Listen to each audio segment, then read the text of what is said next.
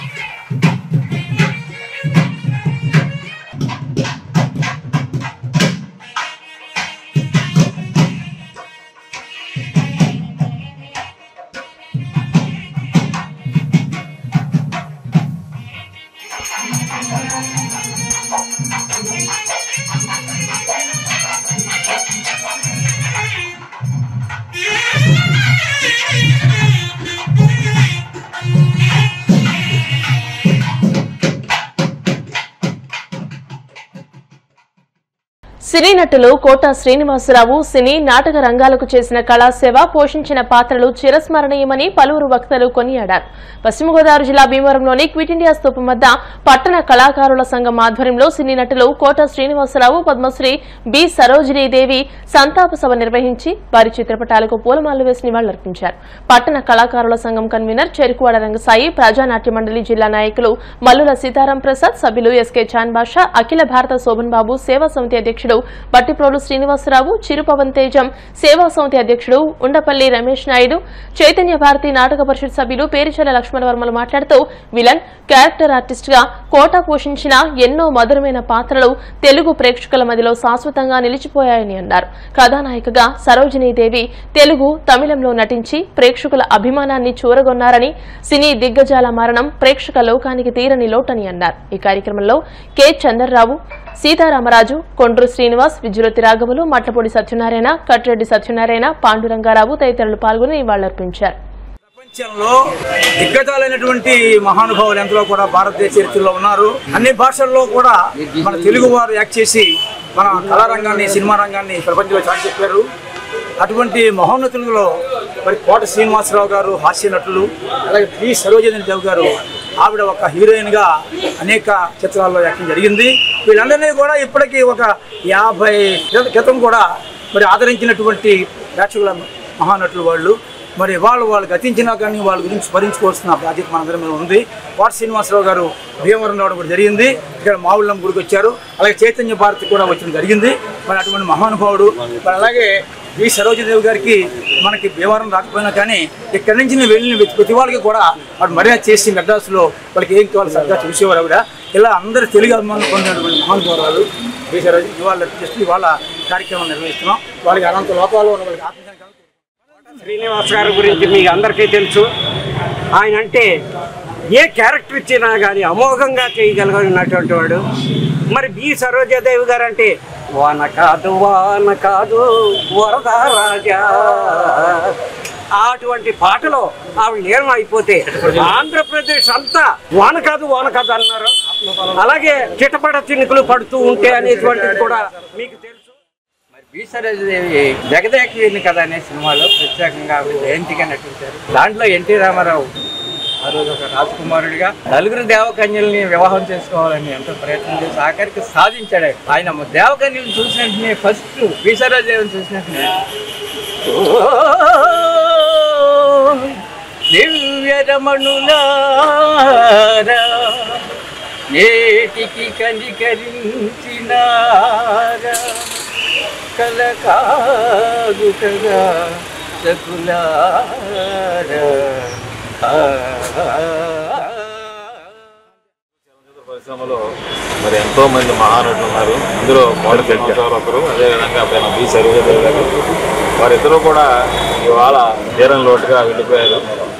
కోట శ్రీనివాసరావు గారు ప్రతినాయకుడు గాను, character artist గాను, అదేవిధంగా హాస్యనటుడు గాను ఎన్నో రకాలైన పాత్రలు వేసి సుమారు 750 చిత్రాల్లో నటించారు. అదేవిధంగా బి సరోజాదేవి కూడా సుమారు 250 చిత్రాల్లో నటించింది.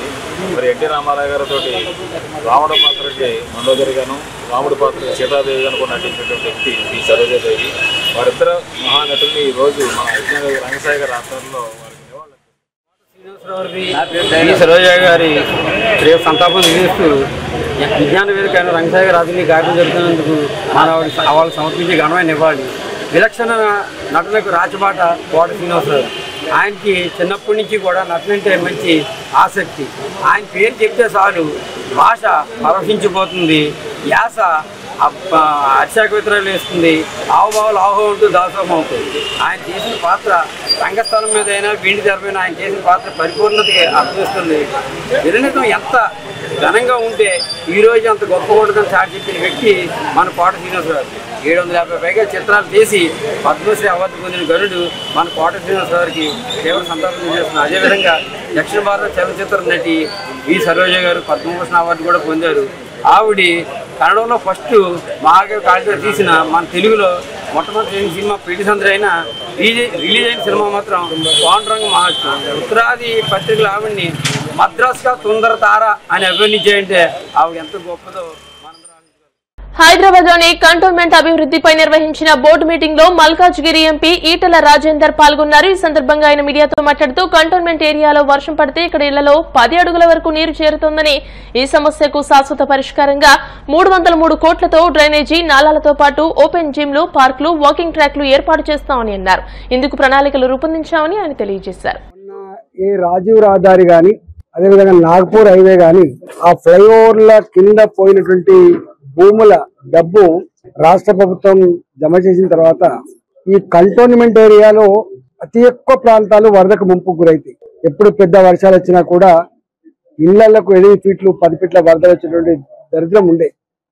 ఇక్కడ హుస్సేన్ సాగర్ పక్కకే ఉంది కాబట్టి ఆ 303 కోట్ల రూపాయలతో కంటోన్మెంట్ లో ఎక్కడ కూడా ఒక సుక్క నీరు నిల్వ ఉండకుండా ఆ వాటర్, స్టామ్ వాటర్ ని కానీ, అదేవిధంగా డ్రైనేజ్ వాటర్ కానీ, సివరేజ్ పైప్ లైన్లతో, అదేవిధంగా నాలాలతో బయటికి పంపించడానికి కోసం ఈ 303 కోట్ల రూపాయలలో మెజారిటీ పైసలు దానికోసం ఖర్చు పెడతా ఉన్నారు. సీతారాంపురం ఏరియాలో అనేక కాలనీలు ఉంటాయి, కానీ ఎప్పుడు వరద వచ్చినా మొట్టమొదటి ముప్పు గురయ్యే ప్రాంతం దాన్ని కూడా ఆ 10-12 కాలనీల వాసుల యొక్క ఆ ముంపు గురైనటువంటి ఏరియాని కూడా శాశ్వత పరిష్కారం కోసం దాన్ని కూడా ఇంక్లూడ్ చేసి చేయబోతున్నాం. అదేవిధంగా అక్కడ ఆ ప్రాంతంలో రామలకుంట అనే కుంట ఉంటుంది, మురికి నీళ్లతో దుర్గంధపూరితంగా ఉండేది. ఇలా చెరువు పక్క పండు ఉంటే మంచిగుంటుందని చెప్పి అనుకుంటే మురికి కుప్పం పట్టి దోమలు ఈగలు కంపవాసంతో ఇన్నాళ్ళుగా బతికిండ్రు. దాన్ని కూడా ఆ రామన్న కుంటని కూడా మోడర్నైజేషన్ లో భాగంగా ఆ రామన్న కుంటని మంచి గొప్ప సుందరీకరణ వాకింగ్ ట్రాక్ తోటి మంచి పచ్చడి చెట్టుతోటి ప్రజలు సేద తీరేటువంటి కేంద్రంగా దాన్ని కూడా తీర్చిదిద్దపోతా ఉన్నారు. అదేవిధంగా అనేక సంవత్సరాలుగా ఇక్కడ మొత్తం రోడ్లన్నీ కూడా పాత పడిపోయి గతుకుల రోడ్డుగా మారిపోయినాయి. ఆ రోడ్లన్నీ కూడా టిప్ టాప్ చేసే దాంట్లో మూడవది ఇక్కడ అక్కడక్కడ కంటోన్మెంట్ లో పెద్ద పెద్ద ప్లాట్లు ఉంటాయి, 800 గజాలు 900 గజాలు 1000 గజాలు. ఇప్పుడు అంత పెద్ద ప్లాట్ కొనేంత స్తోమత ఎవరికి లేకపోవడం వల్ల డివిజన్ కూడా అలౌ చేసేటువంటి నిర్ణయం తీసుకోబడ్డది.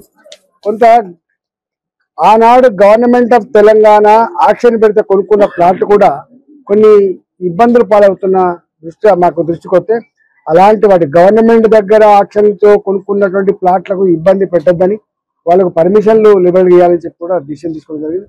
ఒక మాటలో చెప్పాలంటే కంటోన్మెంట్ రేపు పార్కులతో ఓపెన్ జిమ్లతో మురికి కాలువలు లేనటువంటి మొత్తం అండర్ గ్రౌండ్ డ్రైనేజ్తో ఇవాళ వర్షపు నీళ్లు కూడా నిల్వ ఉండకుండా ఉండేటువంటి మంచి ప్రణాళికతో ఈ 303 కోట్ల రూపాయలతో ఒక సుందరమైన కంటోన్మెంట్ తయారు చేయబోతారు. దానికోసం ఇలా డిస్కస్ చేయాలి. వార్తలు ముగించే ముందు ముఖ్యాంశాలు మరోసారి. జగన్ హయాంలో ఆరోగ్య రంగం పూర్తిగా క్షీణించిందన్న మంత్రి సత్యకుమార్. పేదల కోసం ఎలాంటి ఆసుపత్రి నిర్మాణాలు చేపట్టలేదని మండిపాటు.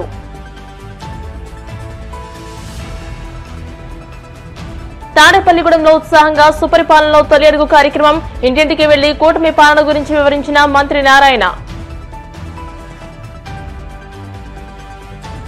కృష్ణా జిల్లా జెడ్పీ చైర్పర్సన్ ఉప్పాల హారికపై దాడిని ఖండిస్తూ విశాఖలో వైసీపీ మహిళా విభాగం నిరసన. రాష్ట్ర ప్రభుత్వానికి వ్యతిరేకంగా నినాదాలు. 78.77 లక్షల సిఎస్ఆర్ నిధులతో కాకినాడ జీజీహెచ్ కు యంత్ర పరికరాలు. ఎమ్మెల్సీ కరి పద్మశ్రీతో కలిసి ఆధునీకరించిన పనులను ప్రారంభించిన జిల్లా కలెక్టర్ షణ్మోహన్. ఈ వార్తలు ఇంతటితో సమాప్తం. మరిన్ని వార్తల కోసం BCN digital YouTube channel, Facebook page ని ఫాలో అవ్వండి. అప్డేటెడ్ వార్తల కోసం ప్లీజ్ సబ్స్క్రైబ్.